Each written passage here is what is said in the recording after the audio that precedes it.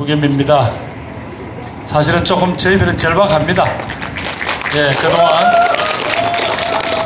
시민 여러분 생각에는 우리 대구가 늘 올곧고 애국적이었고, 그래서 우리는 늘 정당해 왔고 우리의 선택이 대한민국의 기준이다라는 자부심을 가지고 사셨는데, 어느 순간 그게 아닌 geb이다 이렇게 됐습니다. 갑자기 왜 5월달 대선이 치러지게 됐습니까? 결국 우리 아들, 딸들이 촛불을 들고 이건 나라가 아니다.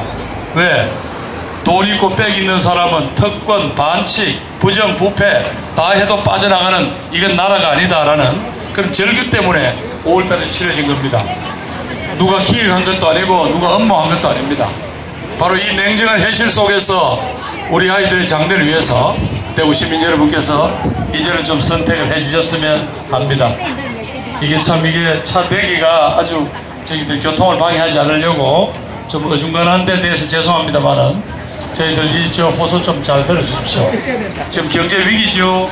경제 위기라고 이야기를 합니다. 특별히 너무 고르지 못한 탓입니다. 재벌들, 대기업들은 지금 사내 유보, 회사 내에 쓰지 않고 쌓아놓은 돈이 600조가 넘습니다.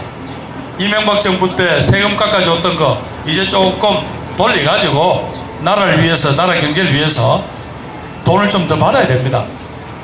그걸 가지고 무슨 딴 데 쓰자는 것도 아닙니다. 적어도 대한민국 국민들은 아무리 어려워도 굶어 죽지 않고, 병원에 못 가서 아파 죽지 않고, 그 다음에 집 없어서 그렇게 얼어 죽지 않는 그런 나라 만들어야 되지 않겠습니까? 맞습니다. 국가가 돈이 필요합니다. 맞습니다. 세금을 더 내야 되는데 국민들은 지금 세금 더 낼 여력이 없습니다. 그리고 아마 각 가정에 배달된 정책 중에 가장 눈에 띄는 것이 문재인 후보가 약속한 치매 국가 책임제입니다. 치매 걸린 사람 대한민국에 지금 한 70만 됩니다. 그 70만 치매 환자들, 왜 그분들은 가정과 개인의 불행으로 떠맡겨야 합니까? 국가가 적어도 그분들의 마지막 삶과 또 가족들의 행복은 같이 책임질 그런 의무가 있는 겁니다. 그러려면 좀 재벌 대기업들이 세금을 더 내줘야 됩니다. 이렇게 어려울 때 경제가 옛날처럼 성장을 안 합니다. 이럴 때는 형편이 되는 척해서 좀 더 부담해 주는 게 맞습니다. 적어도요, 여러분께서 아무리 사랑하시고 격려해 주셨지만 박근혜 정부에서 적어도 세금 올리면 안 된다고 그 엉뚱한 기준 때문에 담배값을 2배로 올렸습니다. 담배값으로 작년에 걷어들인 세금이 12조 2천억입니다. 그런데 서울 강남에 평당 5천만 원짜리 아파트 사시는 그분들 아파트 평당 5천만 원 만들려고 땀 흘린 거 있습니까? 그분들을 포함해서 모든 대한민국의 그 부동산의 재산세 다 합쳐서 12조 5천억입니다. 나라를 끌고 갈 방법이 없습니다. 적어도 우리는 큰 소리를 칠만한 게 노무현 정부 때 4대 중요 질병에 대해서 국가 책임제, 본인 책임 상한제 정했습니다. 여기서 집안에서 암투병 하신 환자 있어 본 분들은 알 겁니다. 한 개인이 1년에 부담하는 상한이 있기 때문에 중환자 한 분 생긴더라도 집안이 내려앉는 일은 막았잖아요. 이번에 해봅시다. 치매, 왜 개인의 불행입니까? 가정의 불행으로 내맡길 수 없습니다. 그런데 돈을 쓰기 위해서라도 결국은 정책 의지가 부자, 재벌, 대기업 중심으로 하느냐? 아니다. 국민 편에서 국가를 운영할 것인데가 철학이 있어야 됩니다. 그 소신이 있어야 됩니다. 신문제들이 떠든다고 따라가고 그래가고는 안 됩니다. 그 점에서는 일관되게 부자 정세를 통해서 이 문제를 풀고 3세, 4세, 5세 된 우리 아이들 국가 보육 책임지고 맨날 교육청에 떠넘기지 말고, 대통령이 싫어한다고 멀쩡하게 약속한 그 돈도 안 주고 교육청에 떠넘기니까 지금 대구시 교육청뿐 아니라 모든 교육청에서 전부 채권 발행하고 선생님들 봉급 주고 그랬잖아요. 그게 무슨 나라입니까? 이번에 그거 한번 바로잡자고 만드는 선거입니다. 한번 도와주십시오. 적어도 지금까지 일관되게 부자 증세를 통해서 이 한국 경제 한번 살려보자고, 그래도 너무 고르지 못한 대한민국 국민들을 조금 주머니 좀 옹기 좀 돌게 하자고 주장해온 더불어민주당과 문재인에게 이번에 한번 경제위기 극복 맡기는 게 저는 순리라고 생각합니다. 맞습니까? 맞습니다. 맞습니다. 두 번째는 안보 걱정 많이 하시는데요. 대구 시민 여러분, 지금 제일 중요한 안보가 뭡니까? 물론 휴전선에 우리 아들들 고생하면서 영하 20도 30도에 철책시키는 것도 안보겠죠. 그러나 지금 제일 큰 중요한 안보 현안은 북한의 김정은 정권이가 쏘아대는 미사일과 핵실험입니다. 또 그동안 땡깡을 부리는 것까지도 여러가지 고민을 하고 있었는데 트럼프 대통령이 최근에 까불면 때린다고 그럽니다. 군사적으로 손보겠다고 그럽니다. 무슨 말입니까? 점잖은 표현이지만 전쟁을 할 수도 있다 이 말입니다. 한반도에 핵을 담보로 하는 전쟁이 일어나면 어떻게 됩니까? 5천만 대한민국 국민 8천만 한민족의 미래가 무너지는 겁니다. 이번에 당선된 대통령 5월 10일부터 전화통 붙잡고 트럼프 미국 대통령, 시진핑 중국 국가주석, 아베 일본 총리, 러시아 푸틴 대통령하고 담판하고 타협하고 정보 주고받으면서 어떻게 하면 김정은이가 못 가불도록 할래? 어떻게 하면 핵을 포기시킬까? 그거 논의해야 되고요. 만약에 대한민국의 동의 없이도 북한을 패겠다, 때리겠다, 전쟁 날 가능성이 있으면 집에 치우라고 가감히 던질 만한 그런 배짱이 있어야 합니다. 지금 봐서는요, 지금 5월 10일부터 바로 해야 됩니다. 뭐 연습하고 보고받을 시간도 없어요. 바로 팍팍팍 결정해야 합니다. 현재로서는 지금 나와 있는 후보 중에는 그런 경험이 있어서 대통령 비서실장으로 남북관계 다뤄보고 한미관계, 한중관계, 한일관계를 달아본 사람은 지금 문재인 후보밖에 없습니다. 특히 대구의 어르신들이 걱정하는 진정한 안보 문제 해결을 위해서도 이번에는 한번 도와주십시오. 이번엔 문재인에게 맡기는 게 그나마 이 위기 극복의 최선의 구원투수다. 저는 이렇게 생각합니다. 동의하십니까?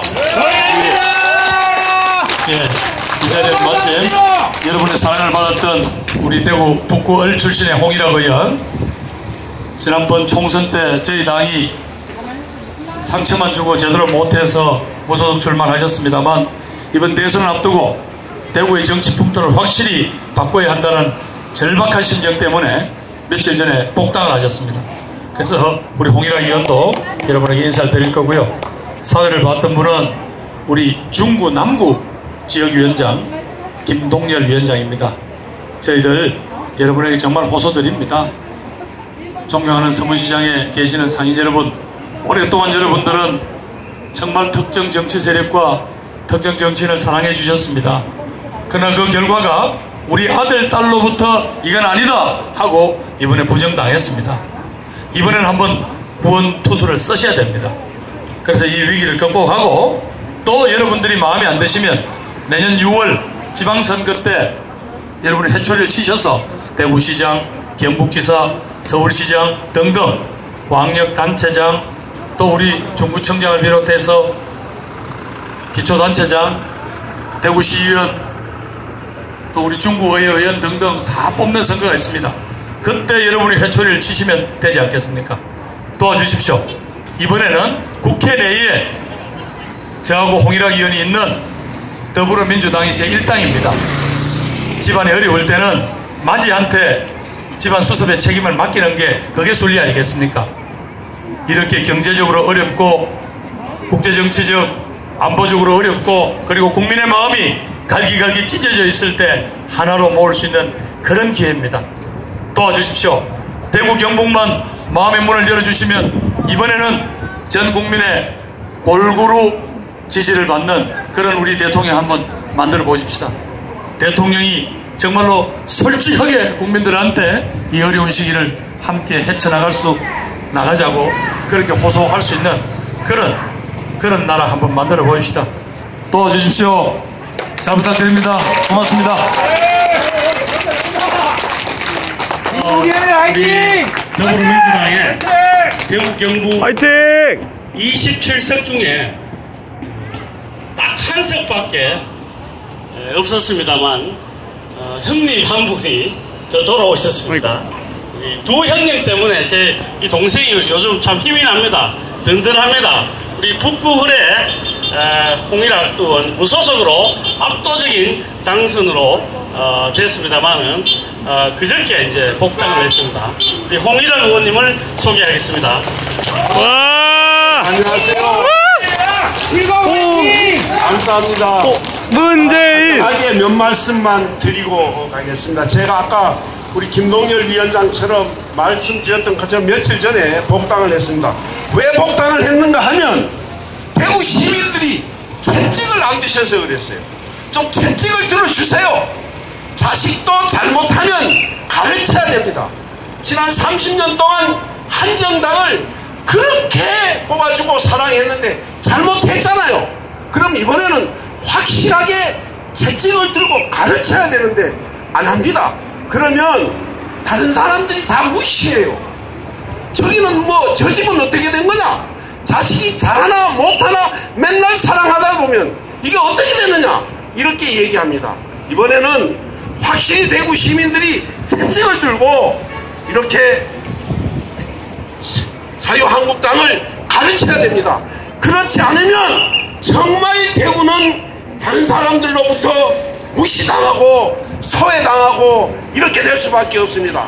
이번에는 정말 대구 시민들이 절박한 심정으로 채찍을 들어서 자유한국당을 가르쳐야 됩니다. 그렇지 않으면 정말 우리 자식들이 어디 가서 고개 들고 다니지도 못하고 이런 콩가루집 자식이다 이렇게 얘기를 들을 수밖에 없습니다. 여러분 아시겠죠? 저도 확실히 채찍을 들어야 됩니다. 또 하나 드린 말씀은 그 다음은 뭘 해야 되느냐, 밀당을 잘해야 됩니다. 지난 대통령 선거 때 박근혜 대통령 대구 몇 번 왔습니까? 거의 안 왔습니다. 이번에 홍준표 후보 대구 잘 오잖아요. 문재인 후보 잘 오지요.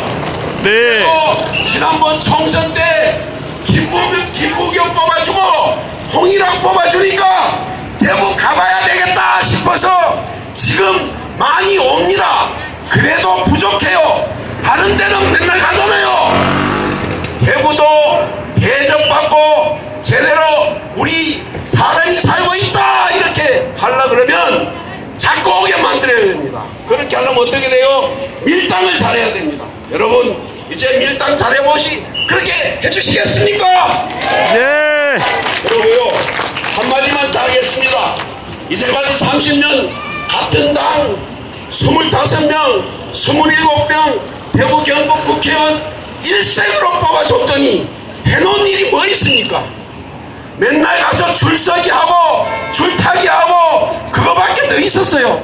이제 정말 이번에 문재인을 대통령 만들어주시면 우리 김부겸, 홍일학 두 사람밖에 없지만 여당 국회의원이 어떻게 하는지 여러분들한테 확실히 보여드리겠습니다. 여러분 와! 믿어도 됩니다.